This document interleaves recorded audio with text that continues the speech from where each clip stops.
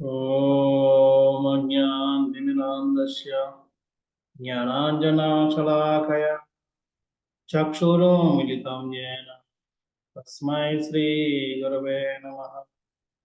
श्रीचैतन्यमनोभीष्टं स्थापितं येन भूतले स्वयं रूपा कदा ददाति स्वपदान्तिकं वन्देऽहं श्रीगुरो श्रीयुतापदकमलं श्रीगुरुं वैष्णवांश्च श्रीरूपं साग्रजातां सहगना रघुनाथान्वितं तं सजीवं साद्वैतं सावधूतं परिजनासहितं कृष्णचैतन्यदेवं श्रीराधा कृष्णपदा सहगना ललिता श्रीविशाखान्वितांश्च हे कृष्णा करुणा सिन्धु दीनबन्धो जगत्पते गोपेशा गोपिका राधाकान्ता नमोस्तुते तप्तकाञ्चना गौराङ्गी राधे वृन्दावनेश्वरी वृषभानुसुते देवी प्रणमामि हरिप्रिये वाञ्छाकल्पतरुभ्यश्च कृपा सिन्धुभ्य एव च पतितानां पावनेभ्यो वैष्णवेभ्यो नमो नमः। जय श्री कृष्ण चैतन्य प्रभु नित्यानंद श्री अद्वैत गदाधर श्रीवासदि गौर वृंद हरे कृष्णा कृष्णा कृष्णा हरे हरे हरे राम राम राम हरे हरे हरे कृष्ण। तो ఈనాటి వేణువేద కార్యక్రమానికి మీ అందరికి స్వాగతం। మన కింది వారం తిరునారాయణపురంలో చలువ నారాయణ స్వామి ఏ విధంగా వెలిసారో చూసాం, చర్చించాం। తర్వాత రామానుజాచార్యుల వారు ఉత్సవమూర్తి కోసం ఎదుగుతున్నారు। దాంట్లో భాగంగా ఆయన ఢిల్లీ సుల్తాన్ దగ్గర ఉన్నదని తెలుసుకొని ఢిల్లీకి ప్రయాణం అయ్యారు, అని మనం చర్చించాం। ఈరోజు ఆ మిగతా భాగాన్ని చేసుకొని గోవిందరాజ మందిర్ యొక్క హిస్టరీ కూడా మనం ఈరోజు చర్చిస్తాం। అది ఈరోజు చెప్పబోయేది రామానుజాచార్యుల వారు ఢిల్లీ ప్రయాణానికి సంసిద్ధమైనప్పుడు విష్ణువర్ధనుడు తన సైన్యాన్ని కూడా ఆయనకి కాపలాగా పంపించాడు। అనుకున్నట్టుగానే వెళ్తారు, సైన్యంతో వెళ్తే అది సుల్తాన్ తెలుస్తుంది, ఎవరో సన్యాసి సైన్యం తీసుకుని వస్తామని చెప్పి। సుల్తాన్ కూడా డౌట్ వస్తుంది, ఏంటి సన్యాసి అన్నవాడు శిష్యులు తీసుకుని రావాలి, సైన్యం తీసుకురావడం ఏంటి, ఏంటి విషయం వెళ్ళి కనుక్కోవాలని చెప్పి తన సైనికులు పంపిస్తాడు। వాళ్ళ విషయం కనుక్కుంటే ఇలాగ మేము ఫలానా మూర్తి కోసం వచ్చామని చెప్పి వెళ్తే సుల్తాన్ దగ్గర తీసుకెళ్తారు। సుల్తాన్ చెప్తాడు, మా ఖజానా కింద ఎన్నో మేము కొన్ని వందల విగ్రహాలని కొల్లగొట్టుకొని తీసుకొచ్చాం, అవన్నీ అక్కడ ఉన్నాయి, మీకు అట్లా ఒకటి తీసుకెళ్ళిపోండి అని చెప్తారు। రామానుజాచార్యులు వారు వెళ్తారు, ఏం లేవు, మళ్ళీ వస్తాడు, లేదు అన్నీ అక్కడే ఉన్నాయి, ఇంకెక్కడైనా ఉన్నాయని అడుగుతారు, అడిగితే లేవు అన్నీ అక్కడే ఉన్నాయి, అంచేత మీరు అక్కడే మళ్ళీ నెత్తుక్కొని మరోసారి అని చెప్తాడు। చెప్తే మళ్ళీ వెళ్తారు, మళ్ళీ వెళ్తే మళ్ళీ అక్కడ ఆయన దొరకవు। అప్పుడు రామానుజాచార్యుల వారికి సుల్తాన్ మళ్ళీ అడుగుతారు। సుల్తాన్ అడిగితే సుల్తాను వెటకారంగా చెప్తాడు, మీరు అంత దూరం నుంచి వచ్చారని చెప్పారు కదా, మీ స్వామి చెప్పాడని చెప్పారు కదా నేను ఢిల్లీలో ఉన్నానని చెప్పి, ఇప్పుడు కూడా ఎక్కడున్నాడో మీరు చెప్పానండి, మీ స్వామి కదా, మీరు పిల్లి ఎక్కడున్నాడో చెప్పానండి, అక్కడ నుంచి పిలుచుకుని తీసుకెళ్ళిపోండి అని చెప్తాడు, వెటకారంగా అంటాడు। అంటే రామాచార్యులు అంటారు, మీరు చెప్పింది నిజం, నా స్వామి నాకు చెప్తాడు చూడండి అని చెప్పి వెళ్ళిపోతారు। వెళ్ళిపోయి స్వామి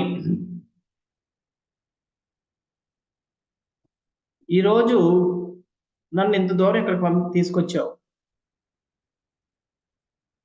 నీ ఆజ్ఞ మీద నేను ఇక్కడికి వచ్చాను. ఈరోజు ఏమిటి పరీక్ష? ఈ పరీక్ష నాకు కాదు, నీకు పరీక్ష. ఎందుకంటే నువ్వు చెప్పావు కాబట్టి నేను వచ్చాను, కానీ అది నమ్మడం లేదు ఆయన. నీ యొక్క భక్త వాత్సల్యతకి ఇది పరీక్ష. నేను దర్శించాలని నాతో పాటు కొన్ని వందల వేల మంది భక్తులు అక్కడ ఎదురు చూస్తున్నారు. వాళ్ళందరి తరపున వాళ్ళందరూ ఆశ తీర్చడం కోసం నీ ఆనత మీదకి నేను ఇక్కడికి వచ్చాను. ఇక్కడికి వచ్చి నువ్వు కనబడకుండా ఉంటున్నావు. ఏమిటిది? నేను నీ ఆజ్ఞ మీద వచ్చానన్న దాన్ని రుజువించడానికి నాకు ఏదో ఒక చక్కని అవకాశాన్ని ఉంది తండ్రి అని చెప్పి ప్రార్థించుకొని పడుకుంటాడు. పడుకుంటే రాత్రి కల్లా వస్తాడు రామప్రియుడు. ఆ మూర్తి స్వామి వచ్చి, నేను ఆ గుడాంలో లేను, నేను ఈ పఠానా లేకపోతే ఏమనుకోవాలి, ఆ ముస్లిం రాజు ఆయన యొక్క కూతురి యొక్క రూమ్లో ఉన్నాను, ఆమెతో పాటు ఉన్నాను నేను అని చెప్తారు. వెంటనే రామానుజాచార్యులు వారు లేచి నమస్కారం పెట్టుకొని ఉదయం లేచి ఉదయం ఎప్పుడు తెల్లవారుతుందా అని ఎదురు చూస్తూ ఉంటారు. తెల్లవారితే మళ్ళీ ఉదయాన్నే దర్బార్కి వెళ్తాడు. దర్బార్ కాకుండా అది ఆ నవాబు అడుగుతాడు, ఏమి ఎద్దిరాజా మీ స్వామి కనబడ్డారా, చెప్పారా, ఎక్కడున్నాడో తెలిసిందా? మీరు అన్నట్టుగానే తెలిసింది. ఆ స్వామి మీరు చెప్పినట్టుగా ఆ గొడవలో లేడు. మరి ఎక్కడున్నాడు? మీ అమ్మాయి యొక్క రూమ్లో ఉన్నాడా? మా అమ్మాయి రూమ్లోనా? అసాధ్యం అంటాడు. లేచి ఒకసారి అనేటప్పటికీ అందరికి భయం. నవాబు ఇప్పుడు రామానుజాల వరకు కలపడం చెప్పారు, ఎంత నిజమో తెలియదు, ఎవరికి తెలియదు. కొంతమంది ఏమో రామానుజాల వారు ఇప్పుడు ఏమవుతుంది, నాకు లేకపోతే రామానుజాల వారిని దండిస్తారు, అనవసరంగా అమ్మాయిని ఇచ్చేసినారు. కొంతమంది అంటారు ఆయన మహాత్ముడు, యతిరాజు, భగవంతుడు మాట్లాడతారు. ఇక రకరకాలుగా అందరూ ఊహించుకుంటున్నారు.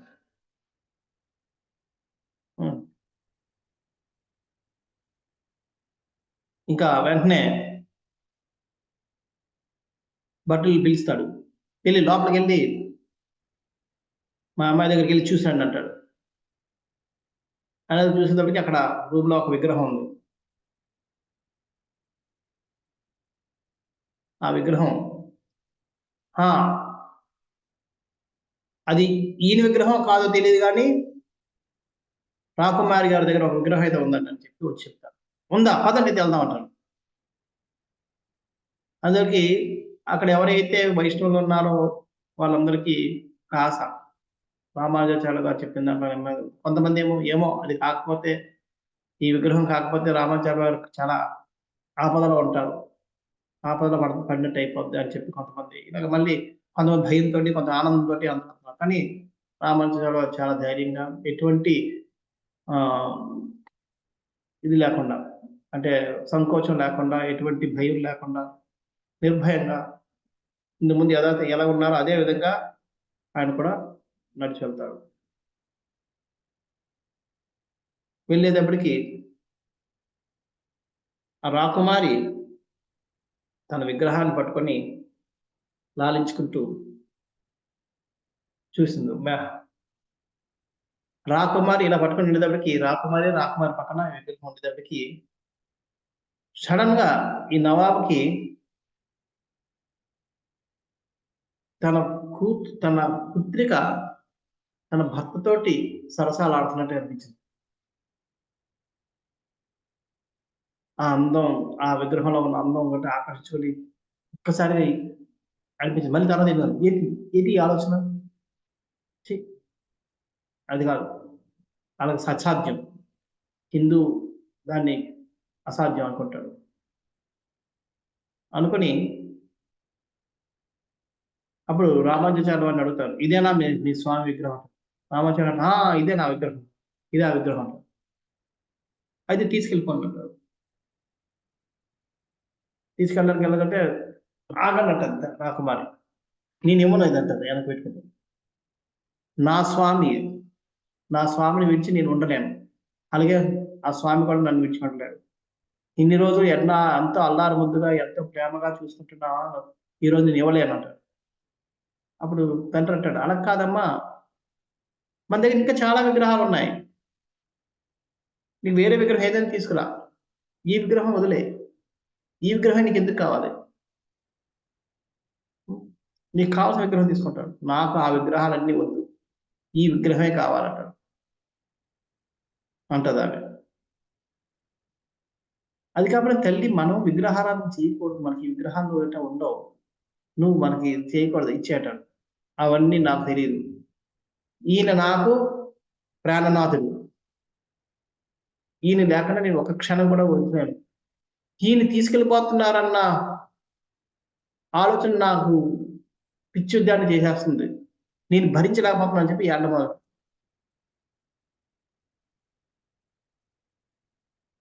అప్పుడు వెంటనే ఆయన తిరిగి అటు చూసి మంత్రులు అంటారు, అసలు ఈ విగ్రహం ఈయన దగ్గరికి ఎలాగొచ్చింది, ఎవరిచ్చారు ఈ విగ్రహాన్ని? అప్పుడు మంత్రి ఈ విగ్రహం తాలూకా మహత్వాన్ని చెప్పడం మొదలు పెడతాడు. ఏంటంటే, ఓ జహాపన, జహాపన అంటే రాజా, ఇది చాలా స్పెషల్ విగ్రహం. మేము తీసుకొచ్చిన తర్వాత దీన్ని అన్ని విగ్రహాలతో పాటు కింద పడేసాం, కానీ ఇది ఇప్పుడు కూడా పైకి వచ్చేసింది. ఎన్నిసార్లు కిందకేసి దీని మీద ఎన్ని విగ్రహాలు పెట్టినా మళ్ళీ ఉదయం కల్లా ఇది పైకి వచ్చేసింది.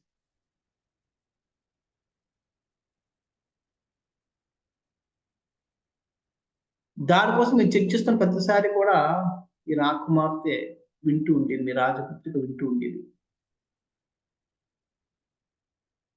ఒకసారి ఆమె వచ్చి చూసింది, నాకు విగ్రహం కావాలని చెప్పింది. ఎందుకు అని అడిగితే, ఇది చాలా స్పెషల్ విగ్రహం, ప్రతిష్ఠిస్తుంది కాబట్టి నేను ఈ విగ్రహాన్ని, ఇటువంటి విగ్రహాన్ని ఉంచుకుంటా అనుకుంటున్నాను. లేదమ్మా ఇది రాదు, రేపు నుంచి రాకుండా, రేపు కాదు వస్తే అప్పుడు నువ్వు తీసుకెళ్తావు అని చెప్తాను. అందుకని అంటే దానికి ఒప్పుకున్నాను. అందుకని మేము ఆ రోజు రాత్రి దాన్ని కిందన బోల్ట్ వేసి నట్లు పెట్టి పాతి పెట్టాం, పాతి పెట్టి దాని మీద అన్ని విగ్రహాలు పెట్టి కింద పెట్టాం.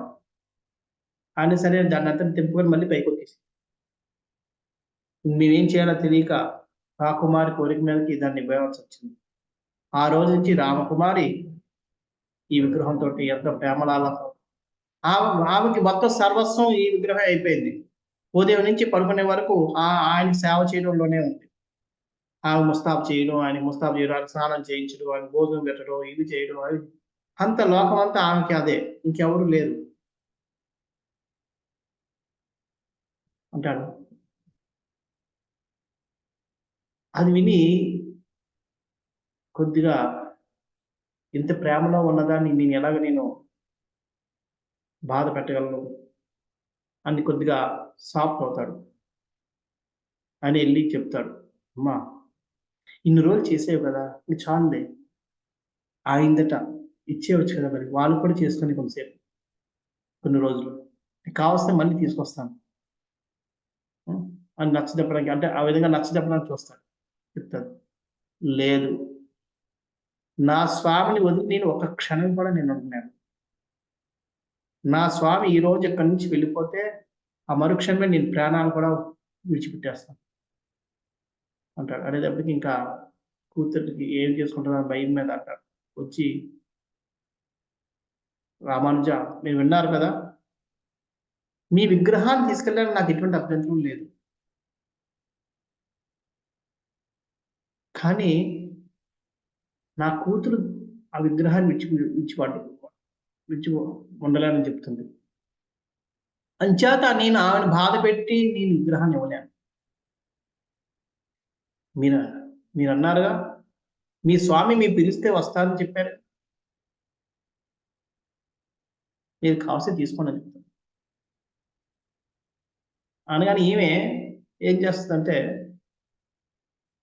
అప్పటికే ఆ రాజపుత్రిక వెళ్ళి ఈ మాటలు అవుతున్నప్పుడు ఏడుస్తూ ఆయన పడుకోబెట్టి దాని పక్కన పడుకుని చెయ్యి వేసుకుని ఏడుస్తూ ఉంటుంది పట్టుకొని.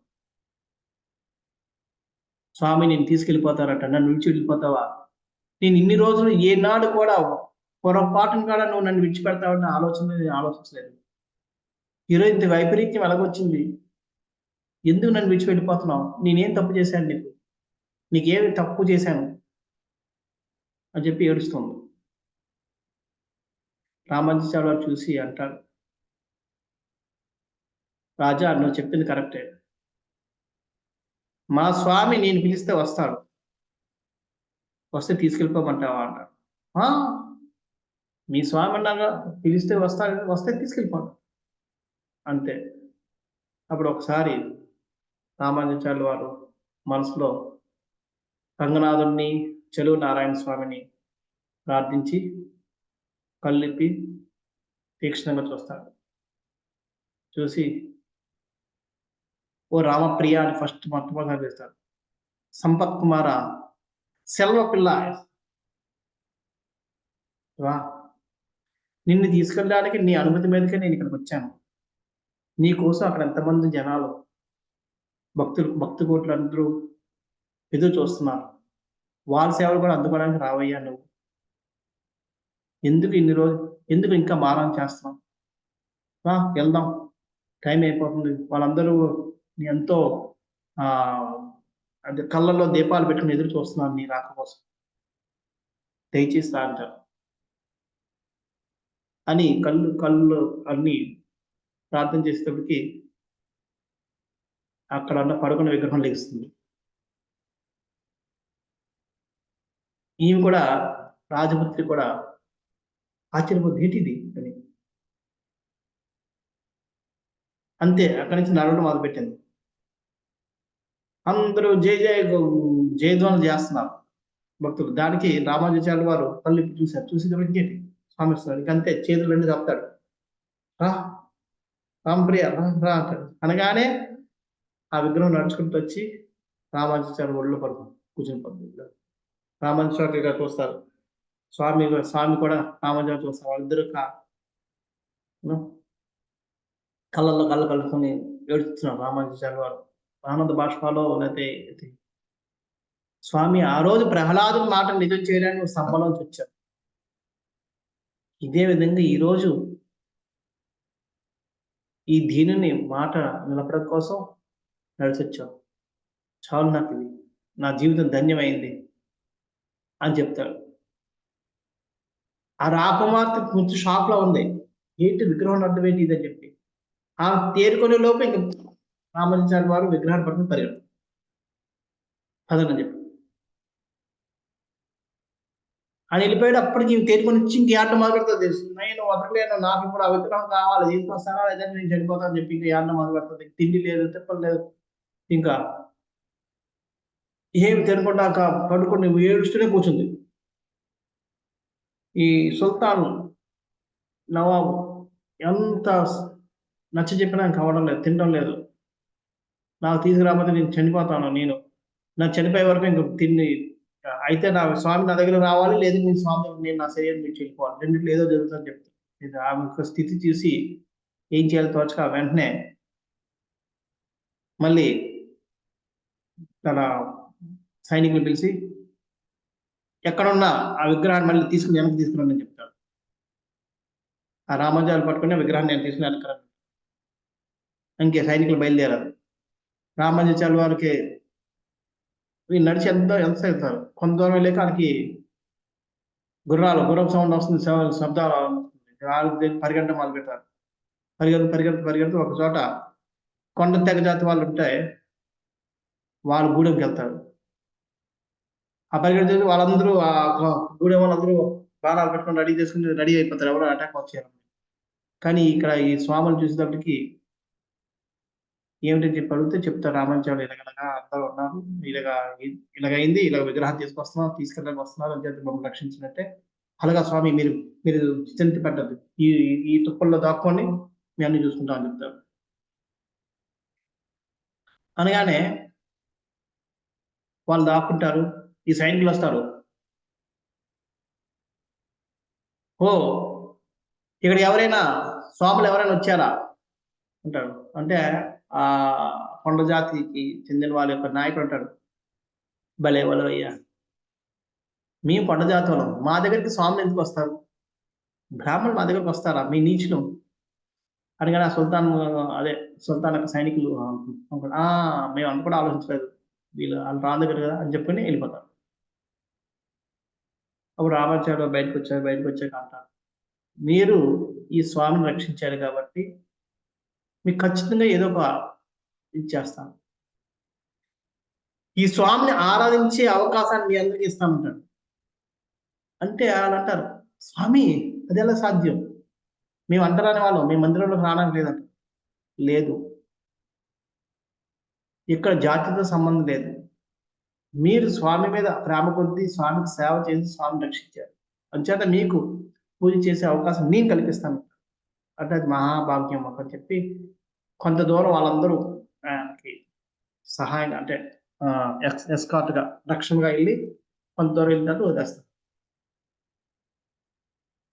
ఇంకా ఆమె అక్కడ తీవ్రంగా ఏడుస్తూ కూర్చుంది. రాకుమారి తిండి లేవు, తిప్పలు లేవు, ఆ పరిస్థితి ఎలా ఉందంటే అసలు బతికున్నా చనిపోయినట్టుగా ఉంది, జీవశ్రమంలా ఉంది. ఆ స్థితి చూసి మళ్ళీ స్వామివారికి చాలా కరుణ వచ్చింది.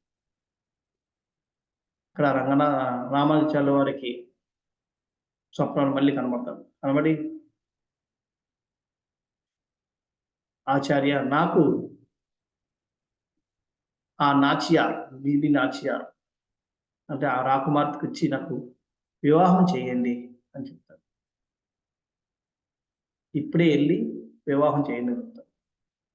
అదే సమయంలో అక్కడ నవాబు కూడా, అది సుల్తాన్ అదే తనండి, ఆయన కూడా స్వప్నంలో వచ్చి ఆయన కూడా చెప్తాడు, నువ్వు చింతించద్దు, మీ కూతుర్ని నేను వివాహం ఆడడానికి మళ్ళీ వెనక్కి వస్తున్నాను, దయచేసి వివాహం చేసి పెట్టండి అని చెప్తాను. దానికి ఆయన ఇంకా అంతా ఆనందపడిపోతాడు, పడిపోయి అరేంజ్మెంట్ చేస్తాడు. అరేంజ్మెంట్ చేసాడు. నెక్స్ట్ ఉదయానికల్లా రామానుజాచార్య వారు అక్కడికి వస్తారు. ఇంకా వాళ్ళు తాయారు రంగనాథ స్వామికి ఎంత వైభవంగా వివాహం చేసినా అంత వైభవంగా ఈ బీబీ నాచియార్కి, బీబీ అంటే రాజపుత్రి, బీబీ అంటే ముస్లిం బీబీ అంటారు, కొంచెం బీబీ నాచియార్ అంటే లక్ష్మి, బీబీ నాచియార్ అని చెప్తారు. అంటే ఈ రాకుమార్తెకి ఈ స్వామికి విగ్రహం, స్వామికి వివాహం అంత వైభవంగా చేస్తారు రామానుజాచార్యులు. ఇంకా ఈ సుల్తాన్ సారి కింద కొన్ని బంగారు నగలు, గోవులు, అన్ని రకాలైన చిలికత్తులు అంత సారిగా ఇచ్చి మళ్ళీ రాజవైభవంగా పంపిస్తున్నారు. పల్లకీలో కూర్చోబెట్టారు. పల్లకీలో స్వామివారు కూర్చున్నారు. స్వామివారి ఎదురుగా బీబీ నాచియార్ కూర్చున్నారు. ఇద్దరు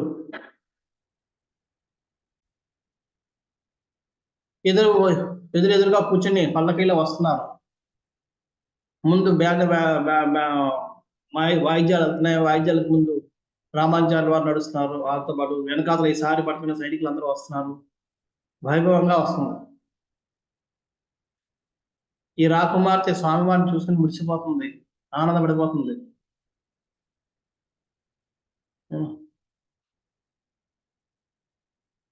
ఆ ఆనందంతో కౌగిలించుకుంటుంది, ఇచ్చేసుకుంటుంది. సడన్ గా పల్లకి చాలా తేలికైపోయింది. తేలికయ్యేటప్పటికి వీళ్ళందరికీ అనుమానం వస్తుంది, ఏంటి ఇంత తేలికైపోయింది, లోపల ఎవరు లేరా ఏంటని చెప్పి పల్లకిని దించి తెరలు ఎప్పి చూస్తే లోపల రాకుమార్తె లేదు. రాకుమార్తె ఆ విగ్రహంలో లీనమైపోయింది. అందరూ బోరు, ఏమైంది, ఎక్కడికి వెళ్ళిపోయింది, ఎలాగైపోయింది అని రామానుజాచార్యుల వారు తెలుసు ఏమైందో. ఇంకా రామానుజాచార్యుల వారు వెంటనే ఆ విగ్రహం మీద, స్వామి ఈ భక్తురాలు నీ దగ్గర తీసుకెళ్ళిపోయామని చెప్తారు. కానీ ఇది వాళ్ళు నమ్మలేకపోతున్నారు, ఎలాగ సాధ్యం. కానీ నమ్మకపోవడానికి ఇంక వేరే మార్గం లేదు. ఎందుకంటే కిందకైతే దిగలేదు. లోపల కూర్చోవడం అంటే ఖచ్చితంగా కూర్చుంది. ఇంకా నమ్మాల్సి వచ్చింది. వెంటనే వాళ్ళందరూ ఆ పల్లికని అక్కడే వదిలేసి వెనక్కి వెళ్ళిపోయి రాజు చెప్పారు, రాజా రాజపుత్రిక మాయమైపోయింది. రామానుజాచార్య వారు చెప్పిన దాని ప్రకారం అయితే ఆమె ఆ విగ్రహంలో కలిసిపోయిందని చెప్పి అంటున్నారు, లీనమైపోయింది అంటున్నారు. ఏమిటో మనకు తెలియదు, కానీ ఆమె అయితే లేదు. ఆమె వినగానే ఇంకా ఆయన సమస్య వెళ్ళిపోతుంది. ఇంకా కూతురు ఏమైందని చెప్పి ఆయనకి బాధతో ఏడుస్తూ ఉంటాడు. ఈయన రామానుజాచార్య వారు విగ్రహాన్ని పట్టుకుని వచ్చేసారు. వచ్చేసాక ఇక ఆయన ఏడుస్తూ ఉంటుంటే మళ్ళీ స్వామివారు రాజు యొక్క స్వప్నంలోకి వచ్చి చెప్తాడు, రాజా నువ్వు చింతించద్దు, నా ధనం నా దగ్గరే ఉంది. నా ధనం అంటే నీ కుమార్తె నా దగ్గర ఉందని. నా ధనం నా దగ్గర ఉంది, చాలా భద్రంగా ఉంది, నువ్వు చింతించాల్సిన అవసరం లేదు. నువ్వు తలుచుకున్న ప్రతిసారి మేము వచ్చి నీకు దర్శనం ఇస్తుంటాం, నువ్వు మమ్మల్ని చూసుకోవచ్చు అని చెప్పి ఇద్దరు నాచ్యార్తో పాటు అంటే రాకుమార్తెతో పాటు వచ్చి దర్శనం ఇస్తారు. రాజు లేచి అదే సుల్తాన్ లేచి చాలా ఆనందపడతాడు. బట్టి వెంటనే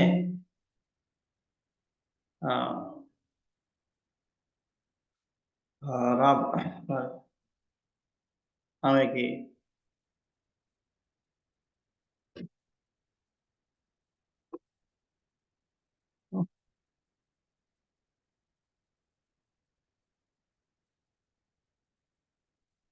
వెంటనే ఆయన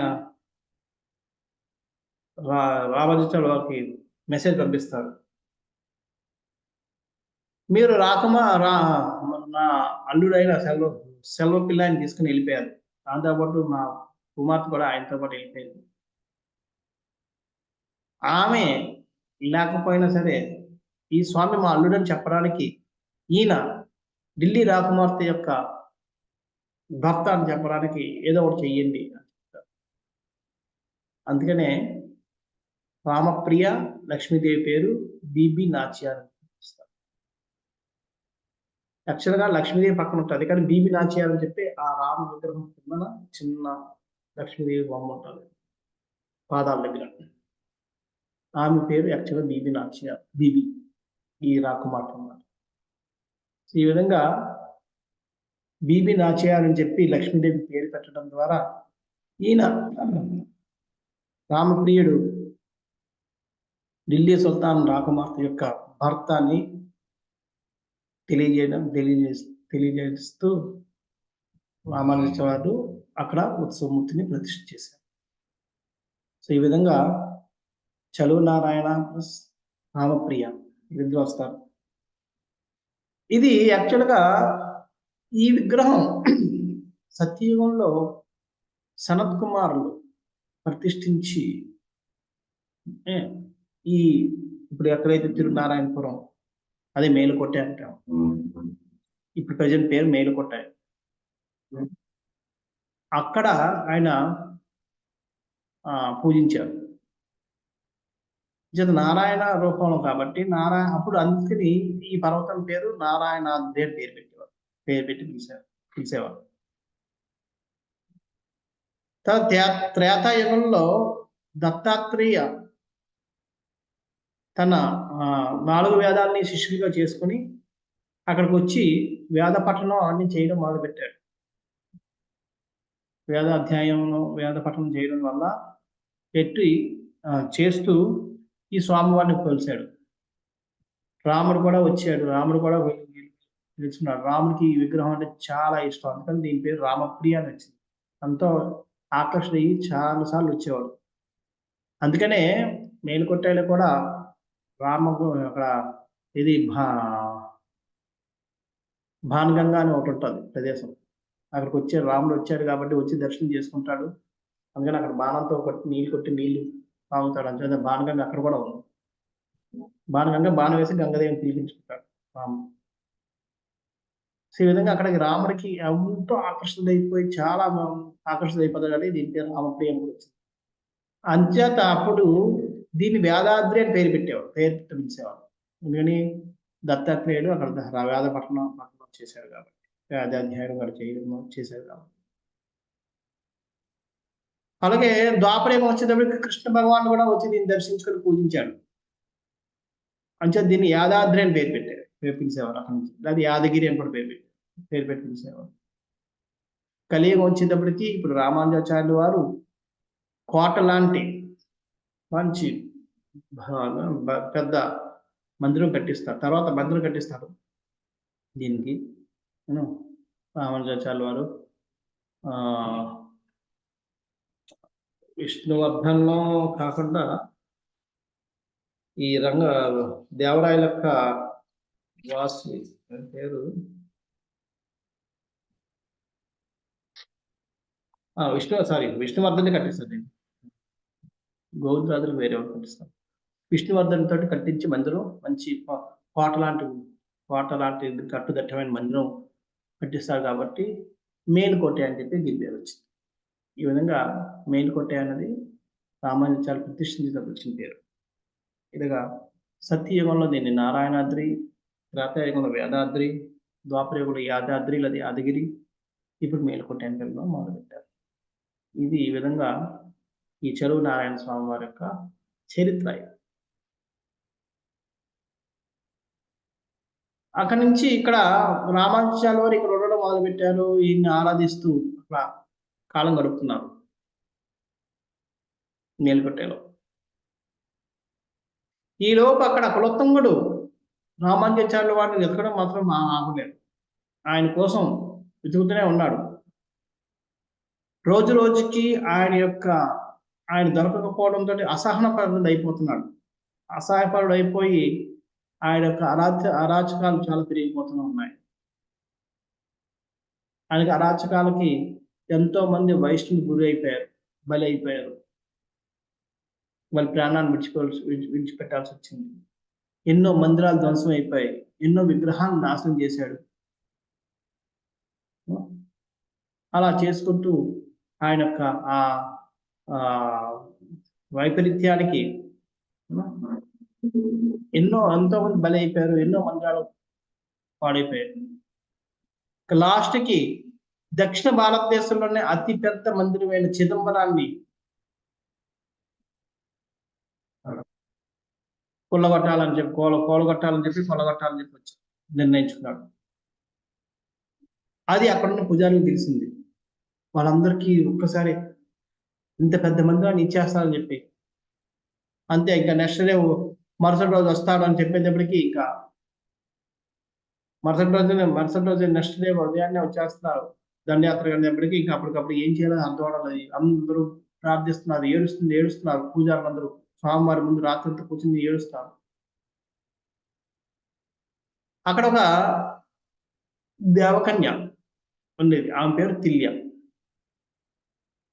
ఆమె రోజు స్వామివారికి ఎంతో చక్కగా నాట్యం చేసి పడుకునే ముందు దేవదాసి కాబట్టి నాట్యం చేసి దేవకన్య దేవదాసి కాబట్టి నాట్యం చేసి పడుకునే వరకు ఉండేది. పడుకున్న తర్వాత కూడా కొన్నిసార్లు రాత్రంతా తన తన్మయత్వంతో కొన్నిసార్లు రాత్రంతా నాట్యం చేస్తూ కూర్చునేది.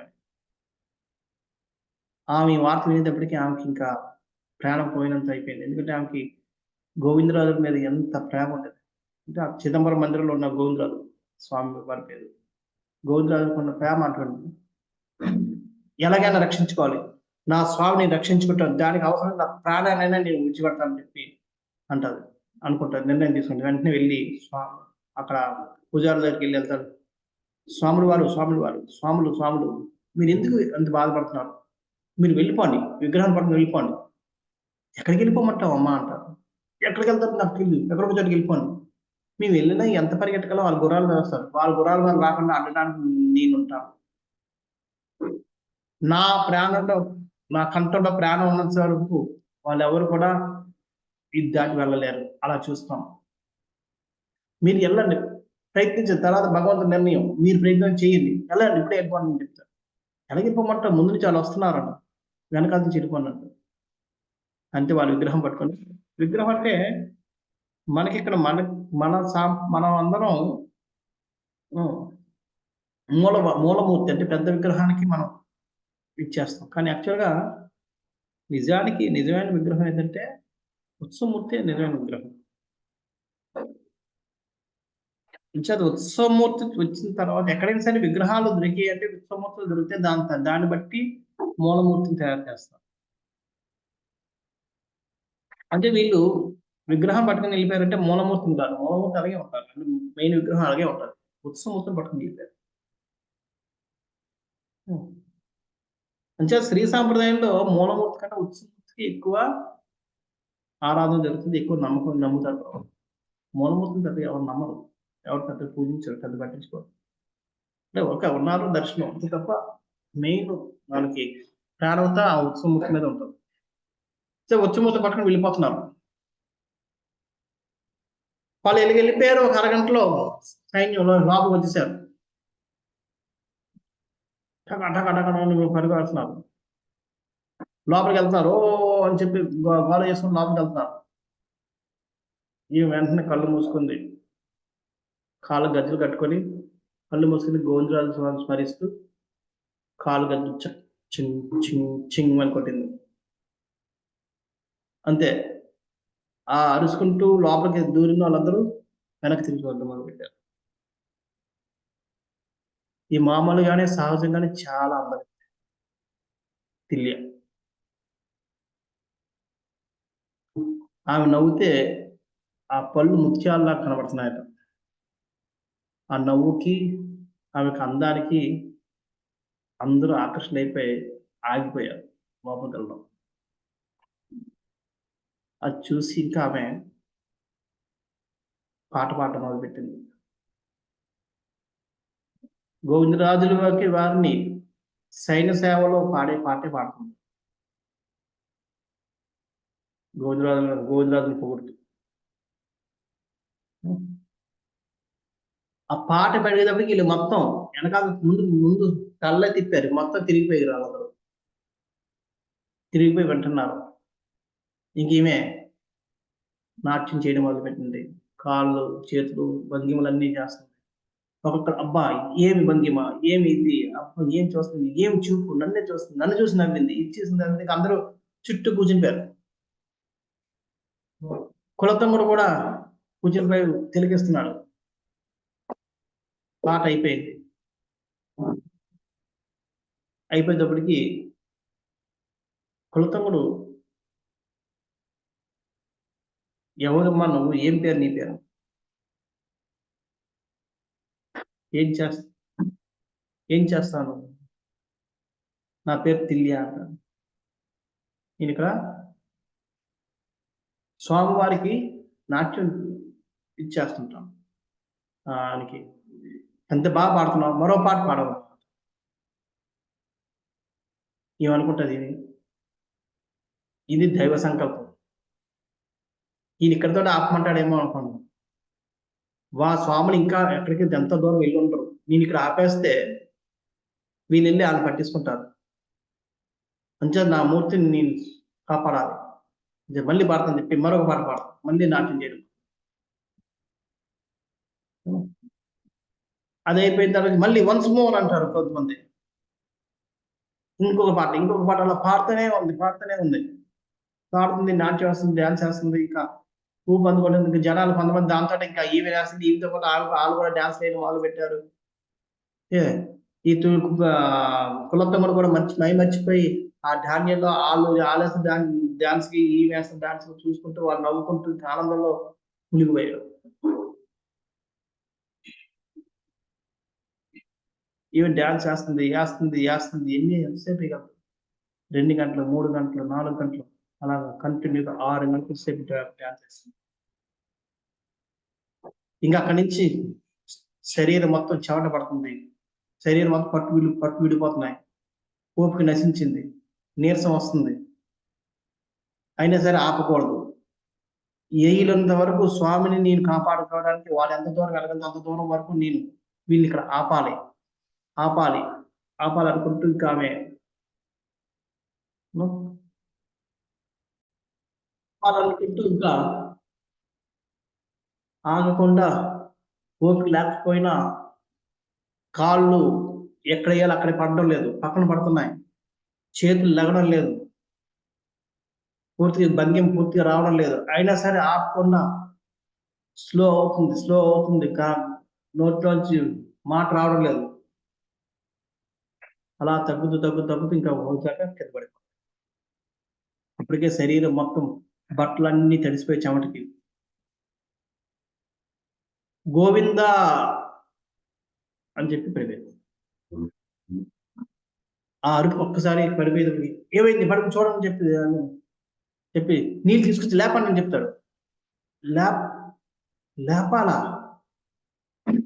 ఏం చేస్తున్నాను నేను ఇక్కడ? అప్పుడు గుర్తుకొస్తుంది ఆయనకి. వీళ్ళందరూ వెళ్తారు, ఎందుకు వచ్చారు మీరు, ఏం చేస్తున్నారు ఇక్కడ, అలాంటి మీ పని చేయాలని చెప్తారు. వస్తారు అంతే. ఇంకా అందరూ లేచి చెప్పి పరిగెడతారు. పరిగెడి మొత్తం అటు ఇటు అంటే ఎదుగుతాడు. ఎక్కడ చూసినా ఉత్సవముతుంది. వెంటనే మళ్ళీ వెనక్కి వస్తారు. ఓ రాజా, ఉత్సవమూర్తులు లేవు, మొత్తం మళ్ళీ సరే నెతకాలని చెప్తారు. నెతుకుతారు, ఎక్కడ లేవు రాజా అని చెప్తారు. అప్పుడు ఆయనకి వెలుగుతుంది, ఓ ఇదంతా ఈ తిల్లి చేసిన పని, మనల్ని మబ్బిలో పెట్టి ఉత్సవమూర్తులు పైకి వెళ్ళిపోయేటట్టు చేసింది. వెంటనే తీసుకెళ్ళి బంధించండి, జైల్లో పడేయని చెప్తారు. ఆమె చాలా ఆనందంగా, నా స్వామి నేను కాపాడుకున్నాను చాలు, అంతకన్నా కావాల్సిందే ఉంది, ఈ శరీరంలో పోయినా పర్వాలేదని చెప్పి ఆనందంగా వాళ్ళతో పాటు నడిచినాం కారకాలకి. ఇంకా మొత్తం దాంతో ఇంకా కోపం కసితోటి ఇంకా మందిరాలు మొత్తాన్ని ఎరగొట్టేస్తాడు. మూలమూర్తిని ఉన్నట్టు తీసుకొచ్చి ఆ కసి అలా ఉత్సవం దొరకలేదు కసి తట్టి తీసుకొచ్చి తన సింహాసనం కింద మెట్టిని తవ్వించి ఆ మెట్టికి దీన్ని పెడతాడు. పెట్టి దాని నుంచి ఎక్కి సింహాసనం ఎక్కుతాడు. వైష్ణవులందరూ చూడలేక కళ్ళు మూసుకుంటారు. కానీ ఎవరు కూడా కళ్ళు మూసుకుంటారు, కానీ ఏమనలేరు. లోపల రోధిస్తున్నారు, స్వామి మీద చెక్కుతున్నాడు అని. కానీ ఆయనకి చాలా ఆనందం, స్వామి మీదకి ఎక్కి రావడం. ఆనందంతో ఉన్నాడు. మళ్ళీ ఆ కసితో మళ్ళీ తీసుకొని ఆ కాంచీపురం వెనక్కి వచ్చేస్తాడు. కాంచీపురం రాజు వెనక్కి వచ్చేస్తాడు. వచ్చి ఆలోచిస్తున్నాడు, ఉత్సవమూర్తి దొరకలేదు, దాన్ని ఎలాగైనా పట్టుకోవాలి, తీసుకురావాలి, తీసుకొచ్చి దాన్ని అవమానం చేయాలి. ఇంకే మందిరాలు ఉన్నాయి ఆలోచిస్తున్నారు. నెక్స్ట్ శ్రీరంగం అంటారు. అంతే. అది వినేటప్పటికి ఇంకా అక్కడ ఉన్న వైష్ణవులందరూ ఆహాకారం కొట్టారు. ఓ శ్రీరంగమా, వద్దు, కాదు, జరగకూడదు అని లోపల బోధిస్తున్నారు, కానీ ఎవరు బయటకు వెళ్ళారు.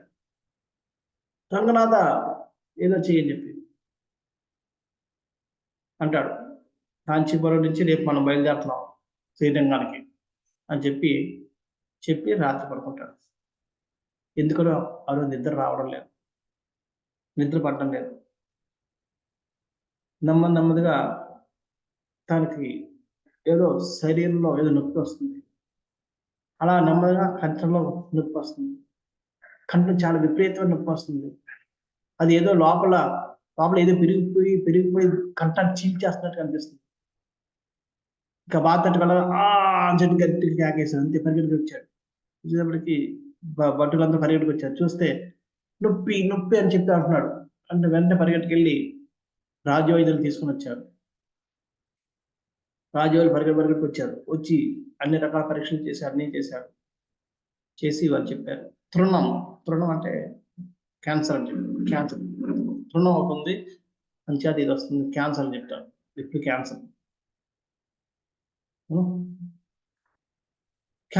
క్యాన్సరా నాకు అని. కానీ నిజానికి వాళ్ళు చెప్తారు, ఓ రాజా, ఇది చాలా తీవ్ర స్థితిలో ఉంది. ఎందుకంటే ఇది ఎప్పటి నుంచో ఉంది, అప్పటికే వైద్యులు చెప్తున్నా సరే ఈయన పట్టించుకోలేదా ఏమన్నా, అది ఇప్పుడు తీవ్రమైంది. ఆయన మీరు భయపడాల్సిన అవసరం లేదు, మీ మందు నుంచి దీన్ని నయం చేస్తాం అని చెప్పి ఇప్పుడు మొదలు పెడతారు. 2-3 రోజులకి తగ్గినట్టు అనిపించింది. అనిపించేటప్పటికి మళ్ళీ సంసిద్ధం అవుతున్నాడు. శ్రీరంగానికి వెళ్దాం, ఈ రోజు కొద్దిగా ఉపశమనంగా ఉంది, 1-2 రోజులు తగ్గిపోద్ది, 2 రోజుల్లో మనం వెళ్దాం అని చెప్పి మళ్ళీ అంటాడు. అనేటప్పటికి ఇంకా అంతే. సడన్ గా ఆ రోజు రాత్రికి ఇంకా తీవ్రమైన గొంతు నొప్పి, ఇంకా కేకలేస్తున్నాడు. డాక్టర్లు వచ్చారు, ఎన్ని మందులు వేసినా లేదు. సడన్ గా దాంట్లోంచి చిన్న పొడుగులాగా వచ్చి ఆ చిట్లింది, దాంట్లో పురుగులు కూడా వస్తున్నాయి. పురుగులు వస్తున్నాయా? నేను క్రిమి కంటకుండా అయిపోయినా, క్రిమితో ఉన్న కంఠం. ఆ విధంగా ఈ కులత్వం కూడా పేరు క్రిమి కంఠుడు అని కూడా వచ్చేసి, క్రిమి కంఠుడు అయిపోయినా. ఏమిటి నొప్పి, అబ్బా ఎంత నొప్పి, భరించలేకపోతున్నాను అని చెప్పి కళ్ళు మూసుకుని అంటున్నాడు. కానీ అప్పుడు అబ్బా ఈ నొప్పి, ఎంత నొప్పి, నేను భరించలేకపోతున్నాను అన్నప్పుడు ఆయనకి వస్తుంది నొప్పి. అప్పుడు గుర్తుకొస్తుంది నొప్పి. ఈ రోజు నాకు ఇంత నొప్పి ఉందే, ఆ రోజు నేను కురేష్ని, మహాపౌరుణ్ణి ఇంత బాధించానే, వేధించానే. ముసలివాడని కూడా కనికారం లేకుండా ఆయన కళ్ళు నేను తీయించాను. ఆయన బాధకి ఎంత బాధపడి ఉంటాడు. కురేషా, నేను తలుచుకోలేను. వేరే స్వయం నువ్వు కళ్ళు పీక్కున్నావు, క్షమించండి నన్ను. అప్పుడు అనుకుంటాడు ఎంత కష్టపడి ఉంటారు. స్వయం కళ్ళు పీక్కున్నారు. ఆయనకి అప్పుడు కనబడుతుంది కురేష్ కళ్ళల్లోంచి రక్తం కారడం, ఆ గుడ్లు 2 పడిపోవడం. ఎంత మూర్ఖుని నేను, ఎంత కఠినుడిని, ఎంత క్రూరుణ్ణి. ఆ రోజు నేను ఎంత ఆనందించాను. కానీ కురేష్ వాళ్ళు ఎంత కష్టపడి ఉంటారు, వాళ్ళు ఎంత బాధల్లో ఉండుంటారు. ఈ మాత్రం కూడా కనికారం లేదు. ఈ రోజు నేను ఈ బాధ ఏంటో తెలుసుకున్నాను. కురేష, నన్ను క్షమించండి అని చెప్పి ఇంకా నమస్కారం పెడుతున్నాడు. అప్పుడు ఇలాగ ఎంత మూర్ఖుని నేను, రామానుజాచార్యుల యొక్క గొప్పతనాన్ని సహించలేక నేను ఎంతో మంది వైష్ణవుని సంహరించానే, ఎంతో మందిని రకరకాలుగా బాధలు పెట్టానే, ఎన్నో మందిరాలని నేను తగలబెట్టానే, ఎంత పాపిని నేను. దానికైనా ఈ ప్రతిఫలం ఇది. అందుకనే నాకు ఈ బాధ.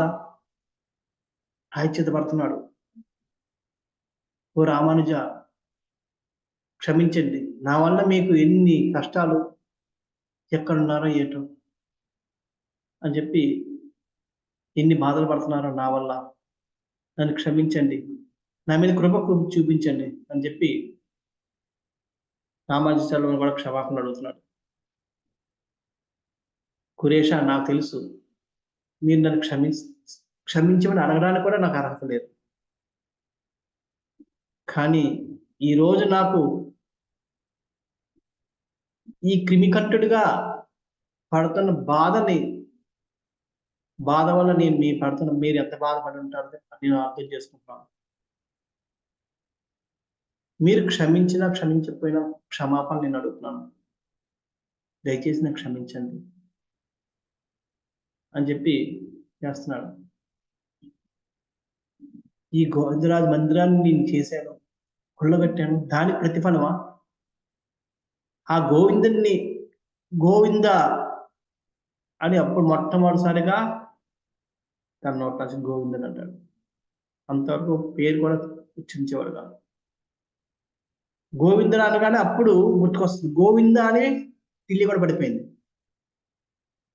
ఓ తిల్య, ఎంత ధన్యురాలు నువ్వు, నీ స్వామిని రక్షించుకోవడానికి నువ్వు నీ ప్రాణాన్ని కూడా పణంగా పెట్టడానికి తయారయ్యావే. నీలాంటి భక్తురాలను నేను జైల్లో పెట్టించానా? ఎంత నీచుణ్ణి, ఎంత క్రూరుణ్ణి. వెంటనే కేక పెడతాడు. అయితే బట్టలు వస్తారు, వస్తే నెమ్మదిగా చెప్తారు, వెళ్ళి తిల్లిని తీసుకురండి అని చెప్తున్నా. ఇప్పుడే అవని విడుదల చేసి నా దగ్గర తీసుకురండి. వాళ్ళు వెళ్తారు, పరుగుని వెళ్ళి తిల్లిని కారాగారం నుంచి విడుదల చేయించుకొని తీసుకొస్తారు. తిల్లి చూసి ఆశ్చర్యపోద్ది రాజుగారి స్థితిని చూసి. ఆ రోజు అంత గంభీరంగా తను ఇదిగా యూనో మొత్తం లోకాన్ని విశ్వాన్ని మొత్తాన్ని జయించేయగలడా అన్నంత ధీమాగా ఉన్న వ్యక్తి ఈ రోజు కంట నుంచి నోటి రావడం లేదు, కంట నుంచి మాట రావడం లేదు. బాధకి విలువలాడిపోతున్నాడు. లేచి కూర్చోడానికి ఓపిక లేదు. చూడడానికి కళ్ళు లెగడం లేదు. కళ్ళు కూడా లెగలేని పరిస్థితిలో ఉన్నాడు. ఏమిటి మార్పు అనుకుంటాడు నమస్కారం. స్వామి తలుచుకుంటే ఎటువంటి వాళ్ళని ఎలాగైనా చేయగలడు అనుకొని ప్రార్థిస్తుంటుంది. లోపల మనసులో స్వామిని ప్రార్థిస్తుంది. ఈలోపు భటులు వెళ్ళి తిల్లియ వచ్చిందని చెప్తారు. చెప్పేటప్పటికి స్వామి రాజు పిలుస్తాడు. పిలిచి అతి కష్టం మీద చేతులు రెండు ఎత్తి నమస్కరించి ఎంతో చిన్న వాయిస్ తోటి, నన్ను క్షమించు తల్లి, నీ భక్తిని నేను తెలుసుకోలేకపోయాను.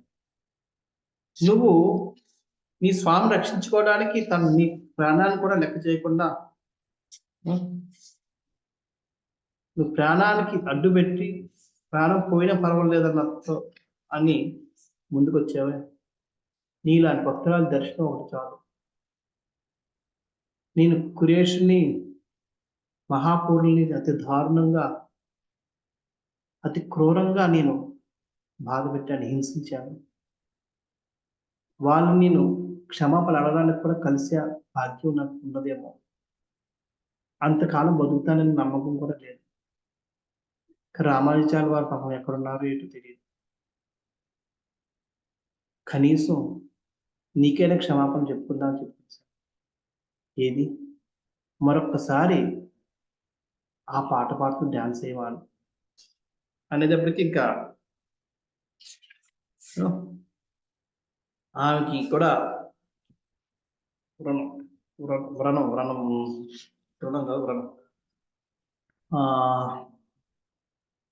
ఆమె కూడా కళ్ళకి నీళ్ళు వస్తారు. వచ్చి వెంటనే మళ్ళీ చూడండి, అక్కడ కూడా భగవంతుడు ఒకళ్ళు మభ్యపెట్టాలంటే ఎలా పెడతాడు? విష్ణువు పాటలు అంటే పడినవాడు అక్కడ కూడా విష్ణు పాటలు పాడుతూ డ్యాన్స్ వేస్తే ఆ డ్యాన్స్ ఇంత ఉంది పాటలు. మళ్ళీ ఈ రోజు అదే పాట పాడమంటున్నారు. మళ్ళీ తను గోవింద అని చెప్పి పేరు పెడుతూ పాట మొదలు పెడుతుంది, డ్యాన్స్ వేస్తుంటుంది. డ్యాన్స్ చూస్తున్నాడు, చూసి కళ్ళు మూసుకున్నాడు. కళ్ళు మూసుకోగానే మళ్ళీ అక్కడ కురేష్ కనబడుతున్నాడు. కురేష్ యొక్క దాన్ని స్మరిస్తూ ఈ పాటను పాడుతూ తన శరీరాన్ని విడిచిపెట్టి వెళ్ళిపోతాడు. ఈ విధంగా కులోత్తుంగుడు ఆయన శరీరాన్ని విడిచిపెడతాడు. ఇక్కడ ఇది అందరికి వైష్ణవులందరికీ అత్యంత ఆనందనీయమైన దినం. అందరూ చాలా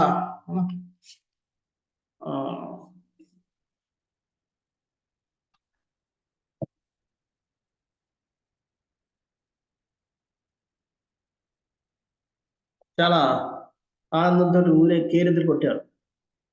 ఇంకా అందరూ పరిగెట్టుకుని వెళ్ళి మేలుకొట్టకి వెళ్ళి రామానుజాచార్య వారికి విషయాన్ని తెలియజేశారు. ఇలాగా చనిపోయారు. ఇప్పుడు ఈ విగ్రహాన్ని ఈ స్వాములందరూ వెళ్తూ తిరుపతి తీసుకెళ్ళిపోయారు విగ్రహాన్ని.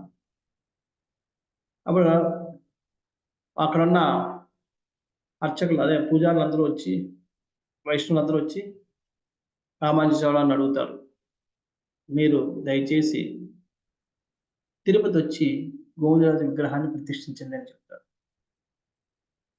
చెప్తే అప్పుడు రామానుజాచార్యులు అంటారు, గోవిందరాజులు చిదంబరం నుంచి తిరుపతికి వెళ్ళారంటే అప్పుడు చెప్తారు ఇలా తిల్లి అని ఒక ఆమె ఇలాగ రక్షించింది. అప్పుడు రామానుజాచార్యులు వారు, అమ్మ ఎంత తల్లి, నువ్వు ఎంత భక్తురాలివి, నీ స్వామిని రక్షించడం కోసం నువ్వు నీ ప్రాణాన్ని కూడా లెక్క చేయలేదే అని చెప్పి, ధన్యురాలవమ్మ నువ్వు అని చెప్పి ఆయన మనసులోనే ఆశీర్వదించి పదండి అని చెప్పి తిరుపతి వెళ్ళి, తిరుపతిలో అక్కడ తిరుపతి ప్రాంతానికి రాజు అయిన యాదవరాయల్ని ఒక యాదవరాయల రాజుని మందిరం, గోవిందరాజు కోసం మందిరం కట్టమంటాడు.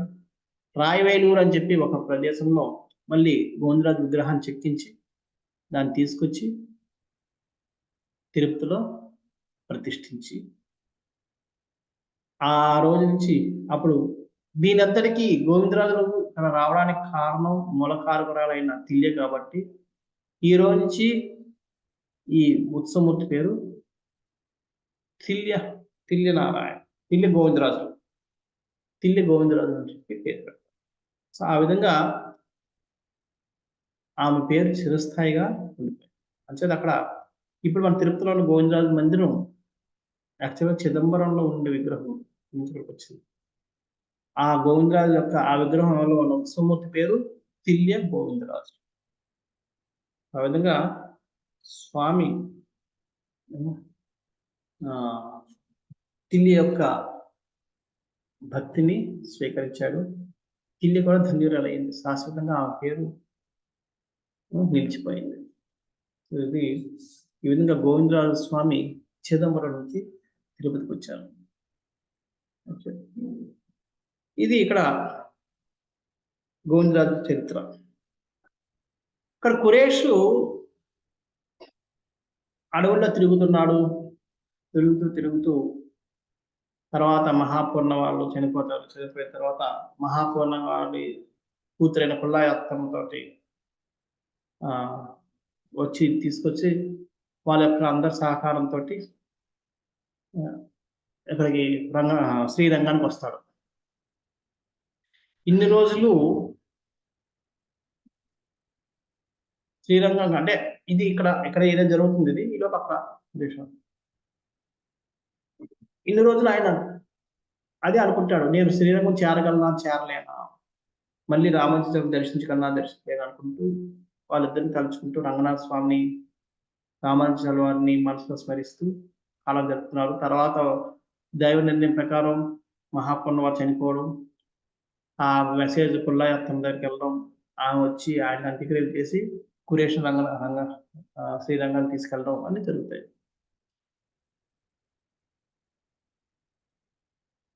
కానీ శ్రీరంగానికి వెళ్ళాడు, అక్కడ రామానుజాచార్యులు లేదనేటప్పటికీ ఆయనకి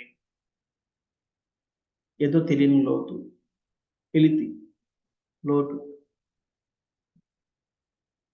అంచేత ఆయన హృదయం అంతా ఆనందం లేదు.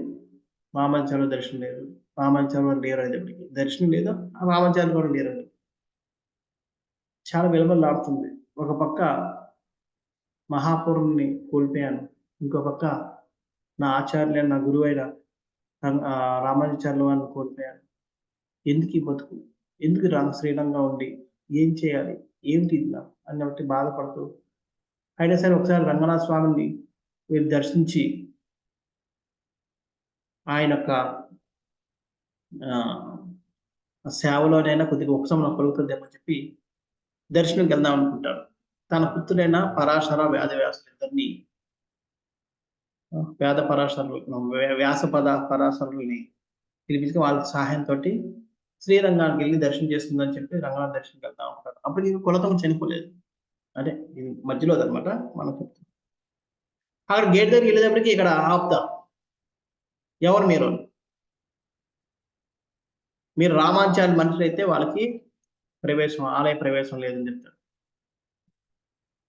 ఆలోచిస్తాడు, ఇప్పుడు నేను రామానుజాచార్యుల వారి మనిషి అని చెప్పనా, లేకపోతే రంగనాథ స్వామి భక్తులు అని చెప్పనా?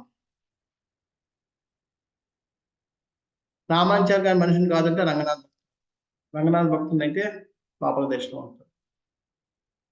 అలాగా రామానుజాచార్యుల వారి భక్తుని అయితే ఆయన తాలూకా మనిషిని చెప్తే నాకు దర్శనం లేదు. ఏం చేయను ఆలోచిస్తాడు. అప్పుడు ఆలోచిస్తాడు. రంగనాథుడు చేసే ప్రతి కార్యాన్ని రామానుజాచార్యుల వారు చేయగలరు. కానీ రామానుజాచార్యుల వారు చేసే ప్రతి కార్యాన్ని రంగనాథ్ చేయలేరు. రంగనాథుడు ఏం చేయగలడు? మోక్షాన్ని ఇవ్వగలడు. అది మా స్వామి కూడా ఇవ్వగలడు.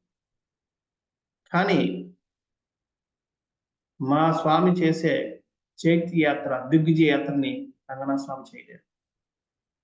అంచేత నేను రంగనాథ భక్తుడి కంటే రామానుజ భక్తుడిగా చెప్పుకోగలను. అంచేత నేను రామానుజ భక్తుడిని చెప్పుకుంటా అని చెప్పి వెంటనే ఆయన వెళ్ళి చెప్తారు, నేను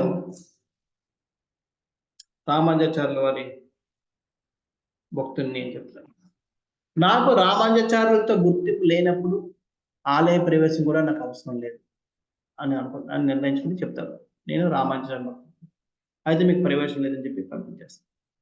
నాకు ప్రవేశం లేకపోయినా పర్వాలేదు. నేను నా స్వామిని, నేను నా గురువు గారి నా స్వామి, ఆయన్ని విడిచిపెట్టి ఆయన యొక్క గుర్తింపు లేకుండా నేను బతకలేనని చెప్పి గురేష్ గురు భక్తిని మళ్ళీ మరోసారి చాటుకుంటాడు. ఈ విధంగా ఈ గోవిందరాజు యొక్క చరిత్ర, రంగనాథ స్వామి తాను ఎలాగా కులత్వం నుంచి రక్షించుకున్నాడన్నది మనం చర్చించాం. ఇంకా ఇక్కడ ఆపుదాం. హరే కృష్ణ. శ్రీల ప్రభుపాదకి జయ, రంగనాథ స్వామికి జయ, శ్రీ రామానుజాచార్యుకి జయ, గోవిందరాజుకి జయ, జయ గౌర ప్రేమానంద. హరే కృష్ణ.